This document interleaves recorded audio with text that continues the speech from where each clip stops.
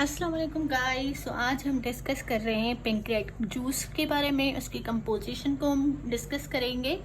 ठीक है, तो ये जो पेंक्रियाटिक जूस होता है वो बेसिकली हमारा सिक्रीट हो रहा होता है exocrine part of the pancreas से। सही है, तो जो उसका एक्सोक्राइन पार्ट है पेंक्रियास का, वो सिक्रीट करेगा हमारे पास सिक्रीशंस, उनको हम कहते हैं पेंक्रियाटिक जूस।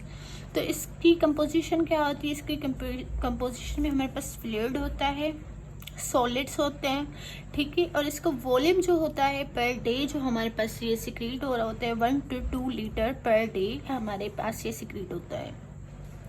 उसके बाद इसके पीएच की बात करें तो 8 to 8.3 होती है। ये अल्कलाइन होता है नेचर में, और इसमें वाटर जो क्वांटिटी में होता है वो होता है 99.5%।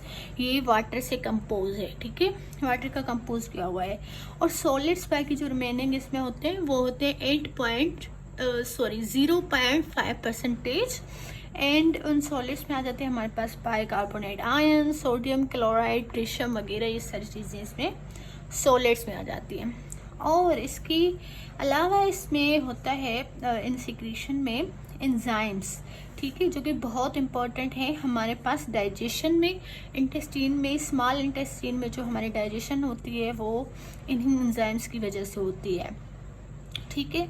तो सबसे पहले है वो एंजाइम्स जो डाइजेस्ट करते हैं प्रोटीन्स को, तो वो है हमारे पास ट्रिप्सिनोजीन, कीमोट्रिप्सिनोजीन एंड प्रोकार्बोक्सीपेप्टिडेज, ठीक है।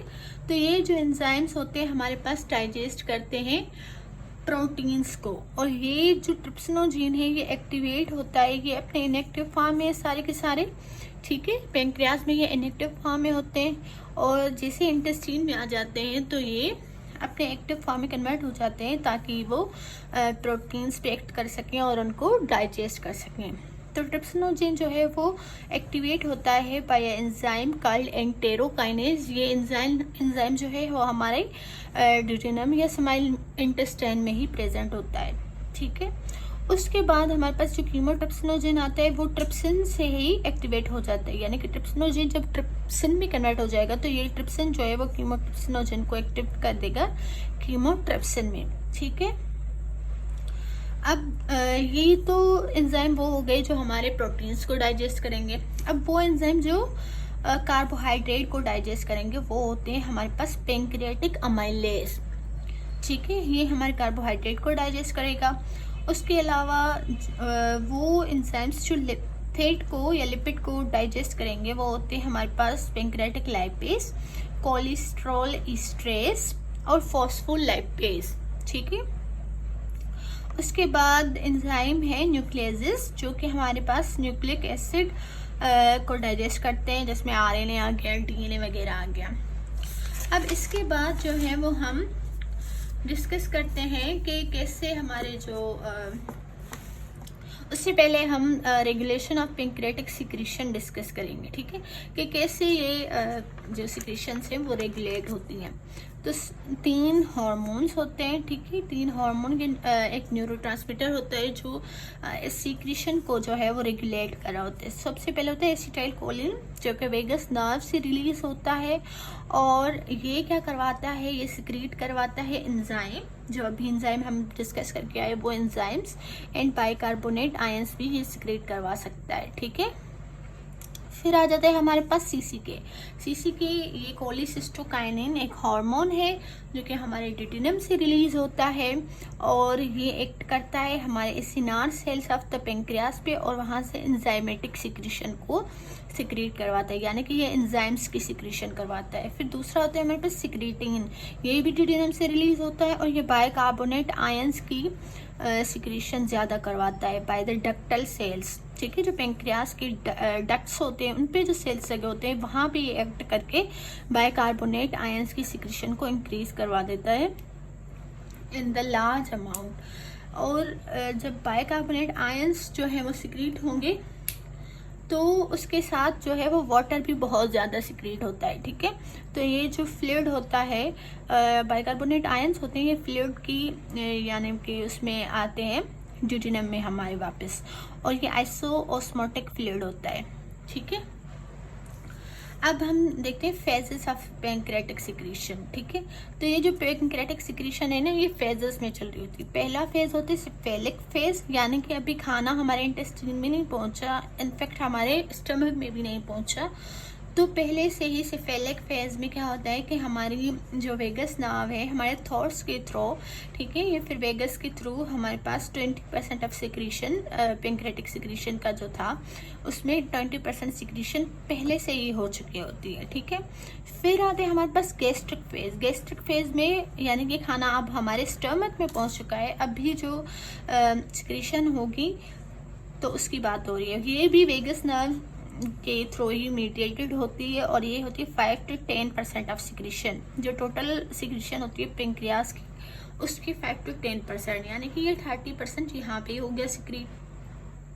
अब हम आते हैं इंटेस्टिनल फेज पे। इंटेस्टिनल फेज यानी कि अभी हमारा जो खाना है वो इंटेस्टाइन में आ चुका है। तो अब जो है वो ये जो फेज होता है ये ज़्यादातर हार्मोन्स कंट्रोल करते हैं और स्पेशली सिक्रीटिन। ठीक है, क्योंकि सिक्रीटिन क्या करवा रहा था, ज़्यादा से ज़्यादा बाइकार्बोनेट आयंस को सिक्रीट करवा रहा था और उसकी वजह से फिर फ्लूइड भी जो है वो मूव कर रहा था। तो फ्लूइडी और ज़्यादा से ज़्यादा क्यूपियस अमाउंट में, लार्ज अमाउंट में जो सिक्रीशन वो सिक्रीट करवा रहा होता है वो हमारे पास सिक्रीटिन होता है इन द इंटेस्टिनल फेज, यानी कि खाना जब इंटेस्टिन में पहुंच जाता है तब।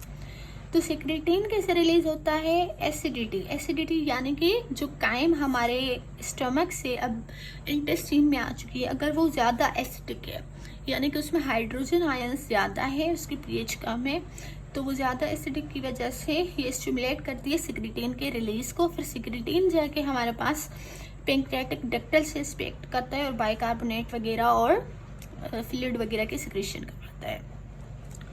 और दूसरा होता है सीसीके, जो कि फैट की वजह से, यानी कि अगर हमारे खाने में फैट ज़्यादा होगा तो उसकी वजह से ये सीसीके सिक्रीट होगा और सीसीके जाके एसिनार सेल्स पे एक्ट करेगा और ये एंजाइमेटिक रिच सिक्रीशन सिक्रेट करवाएगा। और ये दूसरा काम इसका ये होता है कि ये रिलैक्स करता है स्फिंक्टर ऑफ ओडाई को और कॉन्ट्रैक्ट करवाता है गॉल ब्लैडर को, यानी कि ये बाइल की रिलीज भी करवाता है और पेंक्रियास से एंजाइमेटिक सिक्रीशंस भी रिलीज करवाता है। ठीक है, अब हम देखते हैं कि ये जो सिक्रेशन है वो बेसिकली कैसे हो रही होती है। तो सबसे पहले हमारे पास क्या होती है, यही हमारे पास पैंक्रियाटिक डक्टल सेल्स, जो अभी हम डक्ट्स की बात करें तो उसके सेल्स की, तो ये वो सेल है एक हमने लिया हुआ है और ये है डक्ट का ल्यूमेन। ठीक है, और ये है इंटरस्टिशियल फ्लूइड। अब जो है हमारे पास क्या होता है, सबसे पहले हमारे पास इंटरस्टिशियल फ्लूइड से कार्बन डाइऑक्साइड अंदर सेल में आती है और सेल में पहले से ही वाटर मौजूद होता है, क्योंकि सेल्स में मेटाबॉलिज्म होता रहता है तो वाटर एक्यूमुलेट होता रहता है सेल्स में। ठीक है, तो ये कार्बन डाइऑक्साइड सबसे पहले हमारे पास वाटर के साथ मिल जाएगी और बनाएगी कार्बोनिक एसिड। ठीक है, फिर ये कार्बोनिक एसिड जो है ये बनता है हमारे पास कार्बोनिक एनहाइड्रेज एंजाइम की हेल्प से। फिर ये टूट जाता है and to the bicarbonate ion and hydrogen ion. ठीक है, अब जो ये बाइकार्बोनेट आयन है हमारा, ये चला जाएगा हमारे पास डक्टल ल्यूमेन में, यानी कि डक्ट्स का जो ल्यूमेन है उसमें चला जाएगा in exchange of chloride ion हमारे सेल में आ जाएंगे और बाइकार्बोनेट हमारे ल्यूमेन में चले जाएंगे और क्लोराइड फिर से रिसाइकल होके हमारे पास फिर से डक्ट के ल्यूमेन में आ जाएगा, यानी कि ये साइकिल चलती रहेगी। उसके बाद जो बाकी हमारे पास हाइड्रोजन आयन बचा, हाइड्रोजन जो है वो हमारे पास इंटरस्टिशियल फ्लूइड में चला जाएगा और फिर ब्लड में चला जाएगा इन एक्सचेंज ऑफ सोडियम। और सोडियम जो अब सेल में अंदर आ चुका है वो फिर से सोडियम पोटेशियम एटीपेज के थ्रू सोडियम बाहर चला जाएगा और पोटेशियम अंदर आ जाएगा, फिर पोटेशियम लीकी चैनल्स के थ्रू बाहर जाएगा और ये सारा सिस्टम चलता रहेगा। अब जी सोडियम जो यहाँ पे एक्यूमुलेट हो रहा है ये वाया द टाई जंक्शन जो सेल्स के बीच में, अब डक्टल सेल्स बहुत सारे होते हैं, यहाँ पे तो हमने सिर्फ एक का एग्जांपल लिया हुआ है, जैसे ये एक हो गया, दूसरा ये डक्टल सेल्स है, तो इनके बीच में जो गैप जंक्शंस होते हैं उनके थ्रू ये सोडियम जो है हमारे पास इस डक्ट के ल्यूमेन में आ जाएगा। बिकॉज यहाँ पे नेगेटिविटी बहुत ज़्यादा है और सोडियम पे क्योंकि पॉजिटिव चार्ज होते हैं तो ये नेगेटिविटी सोडियम को अपनी तरफ अट्रैक्ट कर रही होती है, तो सोडियम इनके बीच से आ जाता है डक्ट के ल्यूमन में। और जैसे सोडियम सल्यूट है तो ये क्या करेगा, अपने साथ वाटर को भी लेके आएगा, यानी कि वाटर ऑस्मोसिस के थ्रू भी डक्ट के ल्यूमन में आ जाएगा। अब ये सोडियम बाइकार्बोनेट मिलके जो है वो और साथ में वाटर, ये बहुत ज़्यादा क्यूपस की सिक्रीशन बन जाएगी और ये बहुत ज़्यादा वाली सिक्रीशन जो है फिर वो हमारे ड्यूडेनम में चली जाएगी, यानी कि हमारे स्मॉल इंटेस्टाइन में चली जाएगी।